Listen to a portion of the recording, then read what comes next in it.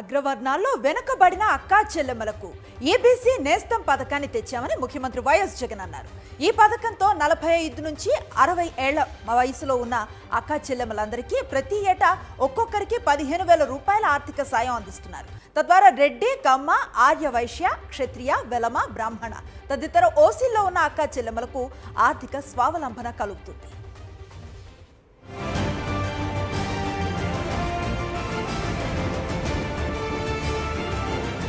YS Jagan పాలన ప్రారంభమైన తర్వాత గతంలో ఎన్నడూ చూడని విధంగా పలు చారిత్రాత్మక సంక్షేమ పథకాలు మొదలయ్యాయి. దశాబ్దాలుగా వెనుకబడిన వర్గాలకు ఆర్థిక సాధికారత కలిగేలా ఆయా పథకాలను డిజైన్ చేసి అమలు చేస్తున్నారు.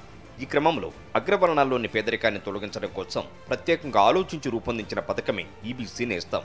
ఈ పథకం ద్వారా లబ్ధిదారుడైన అక్కా చెల్లెమ్మల్లో ప్రతి ఒక్కరికి ప్రతి ఏటా 15,000 రూపాయలను అందిస్తున్నారు. నంద్యాల జిల్లా బనగానపల్లిలో ఈబీసీ నేస్తం నిధులను లబ్ధిదారుల ఖాతాల్లో జమ చేశారు ముఖ్యమంత్రి వైఎస్ జగన్. పేదరికానికి కులం ఉండదు. పేదవాడు ఎక్కడ ఉన్నా కూడా వారికి తోడుగా ఉండగలిగే మనసు ప్రభుత్వంలో ఉన్న వారికి పెద్దలకు ఉండాలి. ఆదుకునే గుణం ఉండాలి, తోడుగా నిలబడాలి అనే ఆరాటం ఉండాలి. వాస్తవంగా చెప్పాలి అనంటే ఈ వైఎస్ఆర్ ఈబీసీ నేస్తం కానీ వైఎస్ఆర్ కాపు నేస్తం కానీ ఈ రెండు పథకాలు మన మేనిఫెస్టోలో ఎన్నికల ప్రణాళికలో పెట్టినవి కాదు. అయినా కూడా వాళ్లకు తోడుగా ఉండాలి అని, వాళ్ళల్లో ఉన్న పేదరికంలో ఉన్న నా అక్క చెల్లెమ్మలకు కూడా అండగా ఉండాలని, పేదరికం వల్ల వాళ్ళు ఇబ్బందులు పడే పరిస్థితి రాకూడదని వాళ్ళ కోసం కూడా అడుగులు వేసిన ప్రభుత్వం మీ బిడ్డ ప్రభుత్వం అని కూడా చెప్పడానికి ఈ సందర్భంగా గర్వపడతా ఉన్నాను. వైఎస్ఆర్ చేయూత, ఈబీసీ నేస్తం, కాపు నేస్తం ఈ 3 పథకాలు ఆయా వర్గాల్లోని లక్షలాది మంది అక్కా చెల్లెమ్మలకు ఆర్థికంగా అండగా నిలుస్తున్నాయి. వైఎస్ జగన్ ప్రభుత్వం అందిస్తున్న సాయాన్ని అందుకుంటున్న మహిళలు వ్యాపారాలు చేసుకుంటూ అదనపు ఆదాయాలు పొందుతూ కుటుంబాలకు అండగా నిలుస్తున్నారు. వైఎస్ జగన్ 5 ఏళ్ల పాలనలో మహిళలకు ఆర్థిక సాయం అందించే వైఎస్ఆర్ చేయూత ద్వారా ఎస్సీ, ఎస్టీ, బీసీ, మైనార్టీ అక్కా చెల్లెమ్మలకు దాదాపుగా 33,14,000 మందికి లబ్ధి చేకూరింది. వైఎస్ఆర్ కాపు నేస్తం ద్వారా 4,64,000 మంది మహిళలకు, వైఎస్ఆర్ ఈబీసీ నేస్తం ద్వారా 4,95,000 మందికి ఆర్థిక సాయం అందించింది వైఎస్ జగన్ ప్రభుత్వం. మొత్తంగా 45 నుంచి 60 సంవత్సరాల మధ్య వయసులో ఉన్న అక్కా చెల్లెమ్మలు 44,74,000 మందికి ఆర్థిక సాయం అందినట్లయిందని ముఖ్యమంత్రి వైఎస్ జగన్ అన్నారు. తనది మహిళా పక్షపాత ప్రభుత్వమని, అందుకే పలు పథకాలు నేరుగా వారికి అందేలా జాగ్రత్తలు తీసుకున్నామని ఆయన స్పష్టం చేశారు.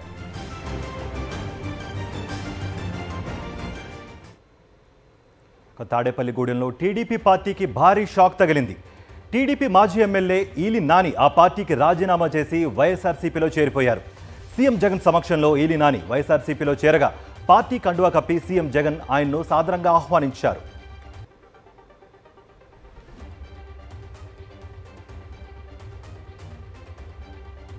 టీడీపీలో సీట్ల చిచ్చు తారాస్థాయికి చేరింది. 2వ జాబితాలో చోటు దక్కని నేతలు చంద్రబాబుపై రగిలిపోతున్నారు. కొందరు రాజీనామాలు చేస్తే మరికొందరు రహస్యంగా చర్చలు షురూ చేశారు. చంద్రబాబు వైఖరిపై సీనియర్లు సైతం భగ్గుమంటున్నారు. అధినేతతో తాడో పేడో తేల్చుకునేందుకు సిద్ధమవుతున్నారు.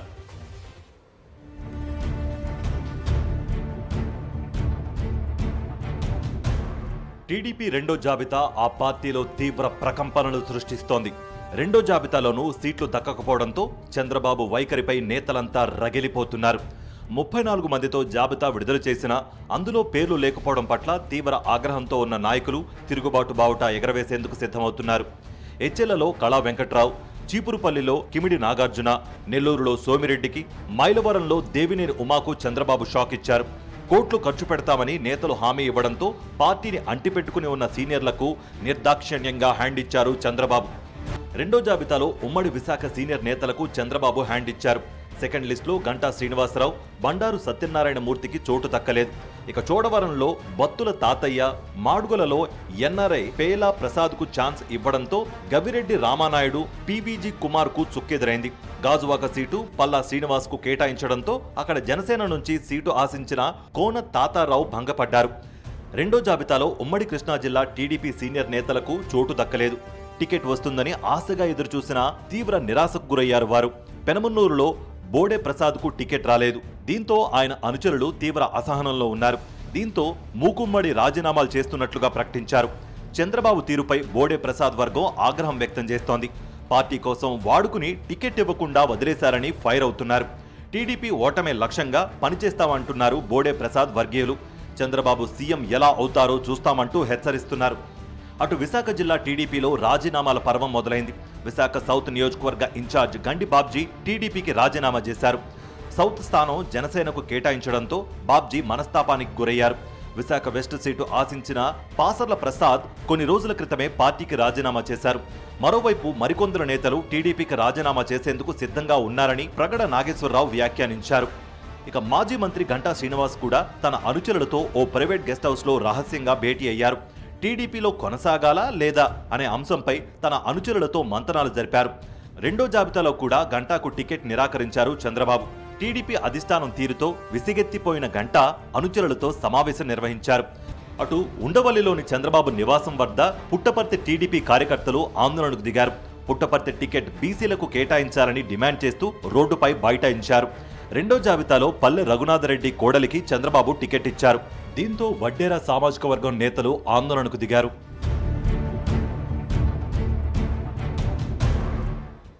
కర్నూలు జిల్లా మంత్రాలయం టీడీపీలో వర్గ విభేదాలు భగ్గుమన్నాయి. బీసీ సామాజిక వర్గానికి చెందిన మాధవరం రాఘవేందర్ రెడ్డికి టికెట్ కేటాయించడంతో తిక్కారెడ్డి వర్గీయులు ఆగ్రహం వ్యక్తం చేశారు. టికెట్పై పునరాలోచన చేసి తిక్కారెడ్డికి టికెట్ ఇవ్వాలని డిమాండ్ చేశారు. లేని పక్షంలో టీడీపీకి రాజీనామా చేస్తామని హెచ్చరించారు. మంత్రాలయం టీడీపీ మండల అధ్యక్షుడు పన్నగ వెంకటశేషప్ప ఆధ్వర్యంలో ఆందోళనలు కొనసాగించారు. వాల్మీకి సర్కిల్లో టైర్లు తగలబెట్టిన నేతలు కార్యకర్తలు తిక్కారెడ్డికి అనుకూలంగా నినాదాలు చేశారు.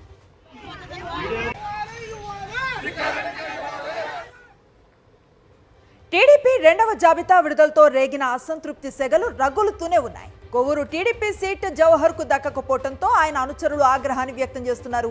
జవహర్ ఇంటి ముందు ఆందోళన నిర్వహించారు. టైర్లు తగలబెట్టి ఫ్లెక్సీలు చించి నిరసనను వ్యక్తం చేశారు.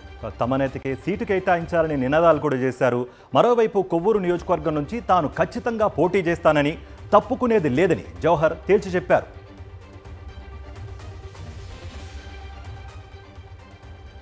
జనసేన అధినేత పవన్ కళ్యాణ్ పిఠాపురం నుంచి పోటీ చేస్తారన్న ప్రచారంపై స్పందించారు కాకినాడ సిటీ ఎమ్మెల్యే ద్వారంపూడి చంద్రశేఖర్ రెడ్డి. అవినీతికి పాల్పడ్డారంటూ తనపై చేసిన ఆరోపణలు పవన్ నిర్ణయంతో నిజం కాదని తేలిపోయిందన్నారు. ఇప్పటికీ ప్రజాక్షేత్రంలో పోటీకి గతంలో తాను చేసిన సవాల్కు సిద్ధమేనని స్పష్టం చేశారు ద్వారంపూడి. పవన్ కళ్యాణ్ నా మీద చేసిన ఆరోపణలు అవాస్తవని, మరలా నా మీద పిచ్చి వాగుడు వాగితే ఒప్పుకోనడానికి ఇది నిదర్శనం. ఇప్పటికైనా నేను రెడీ ఉన్నాను. నువ్వు నా మీద చేసిన ఆరోపణల కోసం తిప్పికొట్టడానికి నేను రెడీ ఉన్నాను. ప్రజాక్షేత్రంలోకి వెళ్ళి తేల్చుకుందాను. ఆ రోజు కూడా చెప్పాను. నువ్వు రాకుండా తోక ముడుచుకుని నువ్వు పక్క కాన్షియస్కి వెళ్ళిపోయావు. ఇప్పటికైనా నేను సిద్ధంగా ఉన్నాను. నేనేమిటో అనేది నా కాకినాడ పట్టణ ప్రజలు తెలుసు. అందుకే చిత్తశుద్ధితో ఉన్నాను. కనుక ఎదురు చూస్తున్నాను. నా మీద ఎవరు పోటీ చేసినా సరే చిత్తశుద్ధితో ₹1 లంచాలు తీసుకోకుండా జెన్యూన్గా పనిచేశాను ఈరోజు కాకినాడలో.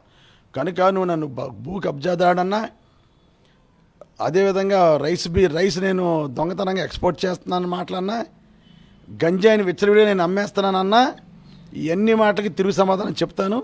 అందులో వెరీ క్లియర్గా ఉన్నాను. కనుక పవన్ కళ్యాణ్ ఇప్పటికైనా రెడీగా ఉన్నాను కాకినాడ పట్టణంలో. కనుక రాని పక్షంలో మరలా నా గురించి మాట్లాడడానికి నీకు ఏ విధమైన హక్కు లేదని సందర్భంగా తెలియజేసుకున్నాను. పిఠాపురం టీడీపీలో అసంతృప్తి సెగలు రాజుకున్నాయి. పవన్ పోటీ చేస్తానని ప్రకటించడంతో టీడీపీ శ్రేణులు ఆందోళనకు దిగారు. పార్టీ జెండాలను, ఫ్లెక్సీలను తగలబెట్టారు. వర్మకు సీట్ రాకపోవడంతో ఆయన అనుచరులు మూకుమ్మడి రాజీనామాలు చేసేందుకు సిద్ధమయ్యారు. చంద్రబాబుకు వ్యతిరేకంగా వర్మ అనుచరులు నినాదాలు చేస్తున్నారు.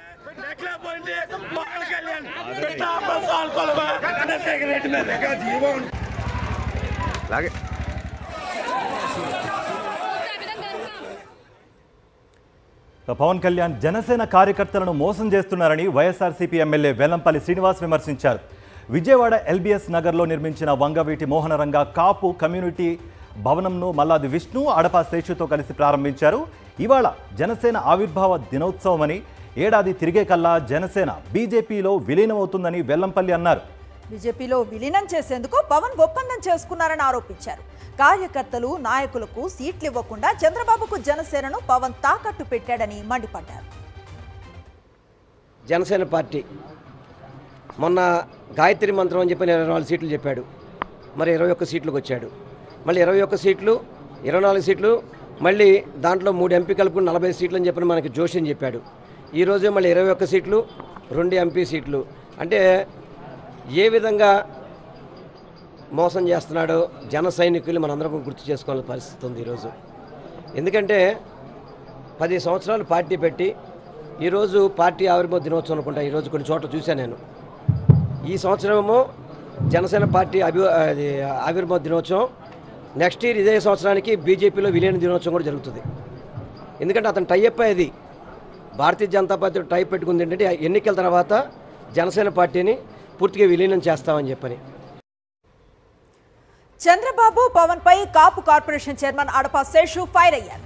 బాబు చేతిలో పవన్ జోకర్ అని విమర్శించారు. తనను నమ్ముకున్న జనసేన కార్యకర్తలకు పవన్ ఏం సమాధానం చెప్తారని ప్రశ్నించారు. పవన్ పేరుకే పవర్ స్టార్ అని, ఇప్పుడు ప్యాకేజీ స్టార్ అయిపోయాడని ఎద్దేవా చేశారు. కాపులను ఎదగకుండా చేసింది చంద్రబాబేనని మండిపడ్డారాయన. సోదరుల్ని 10 సంవత్సరాలు నమ్ముకొని జనసేన వెంబడి తిరిగినటువంటి జన సైనికులకు కానీ, వీరమరుల్ని నారీమణులకు కానీ పవన్ కళ్యాణ్ ఏం సమాధానం చెప్తాడని అడుగుతా ఉన్నా. 24 సీట్లకి యాచించి కిందకి స్థాయి దిగజార్చినటువంటి ఈ కులాన్ని యాచించే స్థాయికి దిగజార్చినటువంటి వ్యక్తి పవన్ కళ్యాణ్. మరి పేరుకి పవర్ స్టార్, మరి ఈరోజు ప్యాకేజీ స్టార్ అయిపోయాడు పవన్ కళ్యాణ్. కానీ నమ్మక ద్రోహం చేసినటువంటి వ్యక్తి పవన్ కళ్యాణ్. ఈ పవన్ కళ్యాణ్కి ఈ రాష్ట్రంలో ఎక్కడా ఇల్లు లేదు, కుటుంబం లేదు, ఏమీ లేదు. చుట్టం చూపుగా వస్తాడు, చుట్టం చూపుగా వెళ్ళిపోతాడు. వీళ్ళ ముగ్గురికి ఎవరికి కూడా ఈ రాష్ట్రంలో ఇల్లు లేదు, కుటుంబం లేదు, ఈ రాష్ట్రంతో సంబంధాలు లేవు. బీజేపీకి కానీ, టీడీపీకి కానీ, జనసేనకు కానీ. సీఎం జగన్ గెలిపే లక్ష్యంగా తాము కలిసి పనిచేస్తామని రాజోలు ఎమ్మెల్యే రాపాక వరప్రసాద్, మాజీ మంత్రి గొల్లపల్లి సూర్యారావు అన్నారు. తూర్పుగోదావరి జిల్లా తాటిపాకలోని గొల్లపల్లి నివాసానికి రాపాక వరప్రసాద్ వెళ్లారు. పార్టీకి సంబంధించిన అంశాలపై ఇద్దరు చర్చించారు. రాష్ట్ర ప్రజలకు సీఎం జగన్ చేస్తున్న సంక్షేమాన్ని మెచ్చి తాము వైఎస్ఆర్సీపీలో చేరామన్నారు. గత విషయాలను మర్చిపోయి వైఎస్ఆర్సీపీ విజయం కోసం కృషి చేస్తామన్నారు.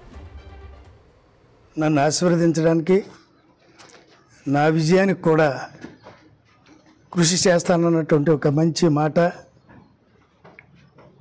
వారు పలకడం, వారు చెప్పడం, వారు హామీ ఇవ్వడం అనేది నేను వారికి ఏ రకంగా కృతజ్ఞతలు చెప్పాలో నాకు అర్థం కావట్లేదు. అంత హృదయపూర్వకమైనటువంటి నా ధన్యవాదాలు వారికి తెలియజేయడం ఈ సందర్భంగా మనవి చేస్తున్నాను. తప్పకుండా నేను కూడా ఈ స్థానం నుంచి గెలవడానికి నేను కృషి చేసుకుంటూ, ముఖ్యంగా పార్లమెంటుకి కూడా ఇక్కడ 5 సంవత్సరాలు ఆయన పడినటువంటి ఆ కృషి, ఆ కష్టానికి తగినటువంటి ఒక ప్రమోషన్ని పార్లమెంట్ స్థాయికి ఇవ్వడం, ఇది మన నియోజకవర్గానికి మనందరికీ కూడా అదృష్టంగా భావిస్తున్నాను. తెనాలి గీతాంజలి ఆత్మహత్య కేసులో రాంబాబు, దుర్గారావు అనే ఇద్దరిని అరెస్టు చేశామని గుంటూరు ఎస్పీ తుషార్ డూడి వెల్లడించారు. వీడియో వైరల్ చేసి అసభ్య పదజాలంతో పోస్టింగులు పెట్టడంతో ఆమె మనస్తాపం చెంది ఆత్మహత్య చేసుకుందని తెలిపారు. పోస్టింగ్స్ పెట్టిన ఐడీలను గుర్తించామన్నారు. ఆ ట్రోలింగ్ ఆ ఈవినింగ్ నుండి స్టార్ట్ అయ్యి నైట్ వరకు పీక్ కి వెళ్ళింది. ట్రోలింగ్ చూసుకొని ఆమె నెక్స్ట్ 2 days చాలా డల్ గా ఉంది, ఇంటి నుండి బయటికి కూడా ఎక్కువ రాలేదు. 6 members ఆవిడకి ఉన్న క్లోజ్ ఫ్రెండ్స్, బంధువులు, స్నేహితులతో మాట్లాడడం జరిగింది. అందరితో సిమిలర్ కన్వర్సేషన్ ఉంది. నా వీడియో వైరల్ అయింది, దీంట్లో చాలా మంది నాకు తిట్టున్నారు, నాకు నా ఇంటిగ్రిటీని క్వశ్చన్ చేస్తున్నారు, నా పిల్లల గురించి బూతులు ఉన్నాయి, నా తండ్రి తల్లిని కూడా తిట్టున్నారు. ఇలాంటి పరిస్థితుల్లో నేను ఎలా చేయాలి, నా జీవనే సర్వనాశం అయింది చెప్పా. తర్వాత వెళ్ళి finally she decided to commit suicide. Fibre net scam కేసులో నిందితుల ఆస్తుల అటాచ్మెంట్కు సంబంధించి సిఐడికి అనుమతిస్తూ హోంశాఖ ఉత్తర్వులు జారీ చేసింది. ఫైబర్ నెట్ స్కామ్లో A1గా చంద్రబాబు, A2గా వేమూరి హరికృష్ణ ప్రసాద్, A4గా టెరాసాఫ్ట్ ఎండి, A5గా తుమ్మల గోపీచంద్ ఉన్నారు. మొత్తం 17.5 కోట్ల విలువైన ఆస్తుల అటాచ్మెంట్కు సిఐడికి అనుమతినిచ్చింది హోంశాఖ. నిందితులు వేమూరి హరికృష్ణతో పాటు మరో నిందితుడు తుమ్మల గోపీచంద్, తుమ్మల పవనదేవి, తుమ్మల బాపయ్య చౌదరి ఆస్తులను అటాచ్ చేయాలని అనుమతించింది.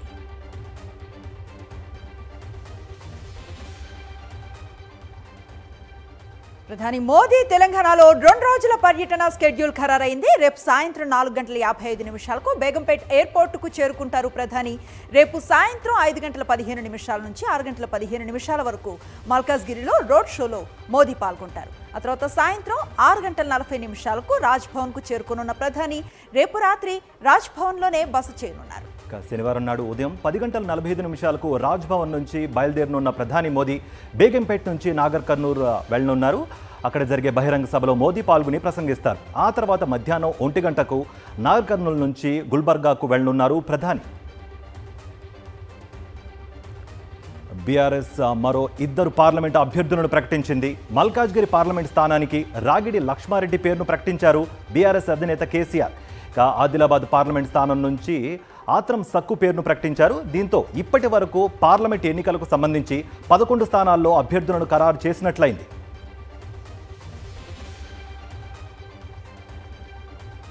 హైదరాబాద్ శివార్లోని మొయినాబాద్లో డేగలకు తెలంగాణ ఇంటెలిజెన్స్ సెక్యూరిటీ వింగ్ ఆధ్వర్యంలో ప్రత్యేక శిక్షణ ఇస్తున్నారు.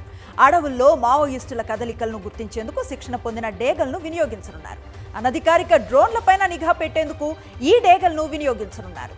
త్వరలో ISW విధుల్లోకి 3 డేగలు చేరనున్నాయి. శిక్షణ జరుగుతున్న తీరును డీజీపీ రవి గుప్తా పరిశీలించారు.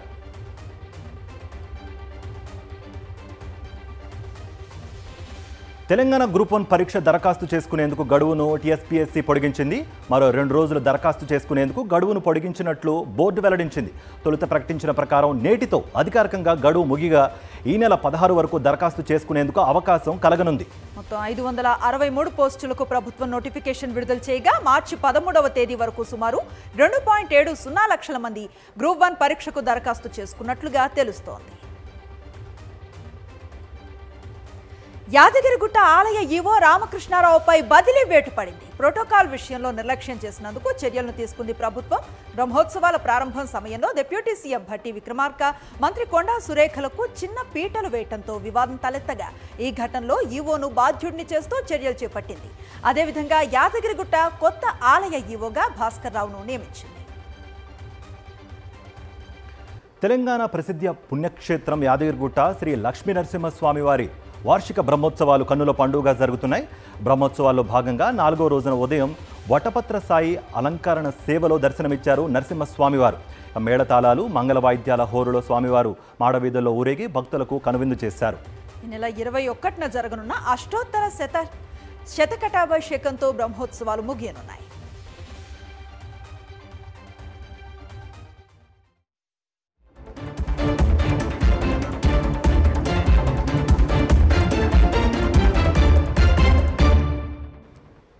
జాతీయ వార్తల్లోకి వెళదాం. కేంద్ర ఎన్నికల సంఘం నూతన కమిషనర్స్ గా జ్ఞానేష్ కుమార్, సుఖ్బీర్ సింగ్ సంధులు నియమితులయ్యారు.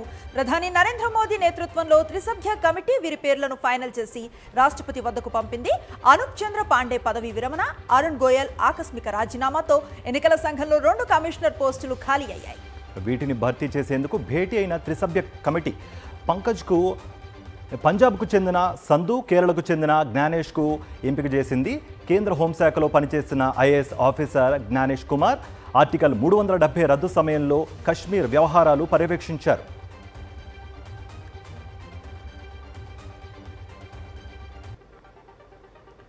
దేశంలో అన్ని రకాల ఎన్నికలు ఒకేసారి నిర్వహించాలని సిఫార్సు చేసింది మాజీ రాష్ట్రపతి రామ్నాథ్ కోవింద్ నేతృత్వంలోని ఉన్నత స్థాయి కమిటీ.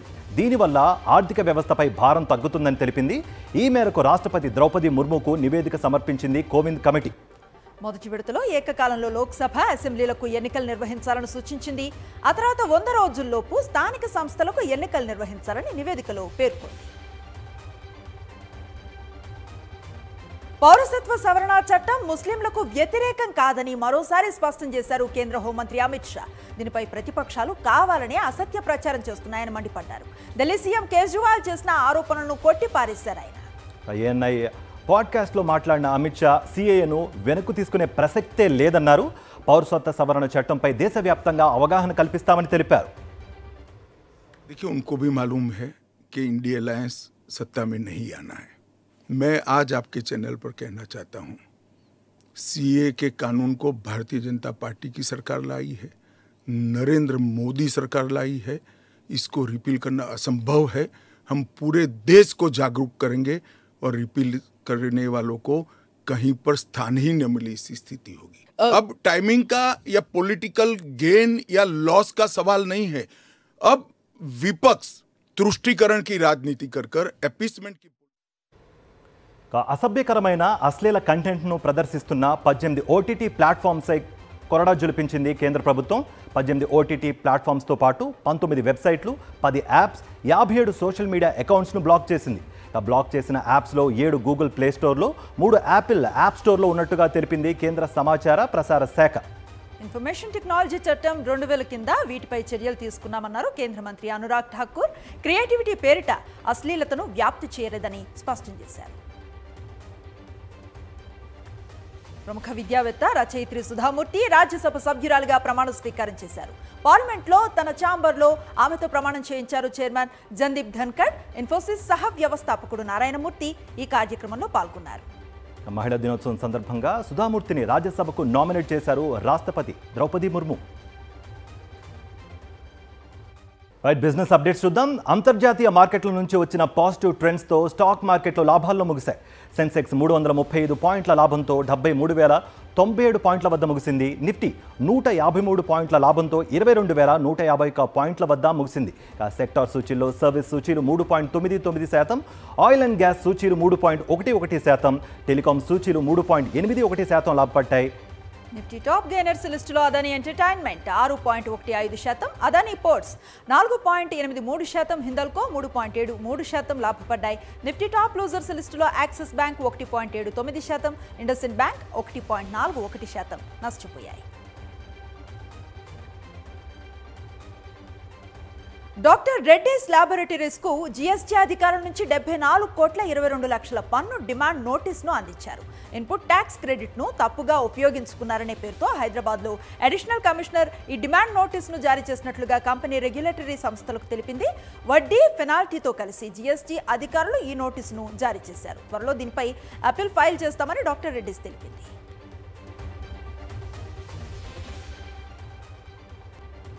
బంగారం ధరల విషయానికి వద్దాం. హైదరాబాద్లో 24 క్యారెట్ల బంగారం ధర 66,110 రూపాయలుగా ఉంది. ఇక 22 క్యారెట్ల బంగారం ధర 60,600 రూపాయలుగా ఉంది. చెన్నైలో 22 క్యారెట్ల బంగారం ధర 61,350 రూపాయలు కాగా 24 క్యారెట్ల బంగారం ధర 66,930 రూపాయలుగా ఉంది. ఇక విజయవాడలో 22 క్యారెట్ల బంగారం ధర 60,600 రూపాయలు కాగా 24 క్యారెట్ల బంగారం ధర 66,110 రూపాయలుగా ఉంది. ముంబైలో 22 క్యారెట్ల బంగారం ధర 60,600 రూపాయలు కాగా 24 క్యారెట్ల బంగారం ధర 66,110 రూపాయలుగా ఉంది. ఇక కేజీ వెండి ధర 78,500 రూపాయలుగా ఉంది.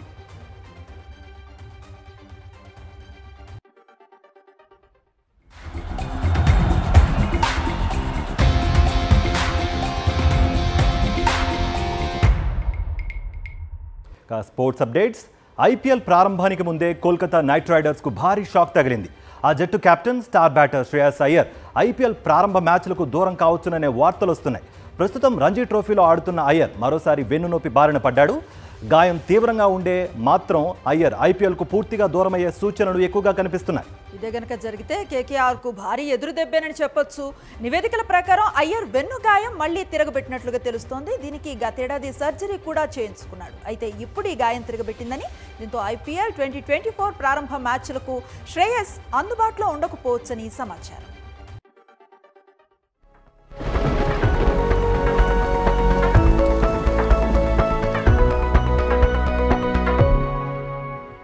అప్డేట్స్ చూద్దాం. తెలుగు రాష్ట్రాల్లో ఉష్ణోగ్రతలు మరింత పెరుగుతున్నాయి. కొన్ని చోట్ల గరిష్ట ఉష్ణోగ్రతలు నమోదవుతున్నాయి. 2-3 రోజులుగా ఉష్ణోగ్రతల్లో గణనీయమైన మార్పులు కనిపిస్తున్నాయి. ఉదయం 9 గంటలకే భానుడు నిప్పుల వర్షాన్ని కురిపిస్తున్నాడు. దీంతో ఇంట్లో నుంచి రావాలంటేనే జనం భయపడిపోతున్నారు. ఉదయం 10 గంటల నుంచి సాయంత్రం 5 గంటల వరకు ఎండ తీవ్రత కనిపిస్తోంది. మార్చిలోనే ఈ స్థాయిలో ఉష్ణోగ్రతలు నమోదు కావడం ఇదే తొలిసారని వాతావరణ శాఖ అధికారులు చెబుతున్నారు.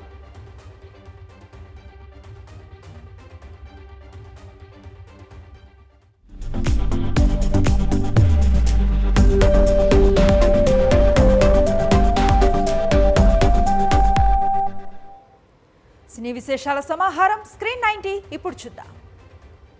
విష్ణు హీరోగా నటించిన ఓం భీమ్ బుష్ మూవీ ట్రైలర్ మార్చి 15వ తారీఖున విడుదల కాబోతోంది.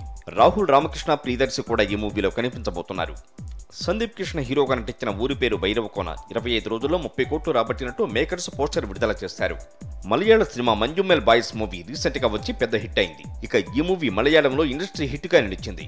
పా రంజిత్ దర్శకత్వంలో రూపొందిన తంగులాన్ మూవీ మరోసారి వాయిదా పడింది. ఈ మూవీలో విక్రమ్ డిఫరెంట్ గా కనిపించబోతున్నాడు. శుక్రవారం చిన్న సినిమాలు సందడి చేయబోతున్నాయి. డిఫరెంట్ సబ్జెక్ట్స్ తో రూపొందిన ఈ మూవీస్ తీర్పు కోసం రాబోతున్నాయి. జయరామన్, చందన, తోషి అలహరి లాంటి వారు నటించిన మూవీ అనన్య. ఈ movie pre release event grand గా జరిగింది. ఇది నాన్ స్టాప్ న్యూస్ అప్డేట్స్.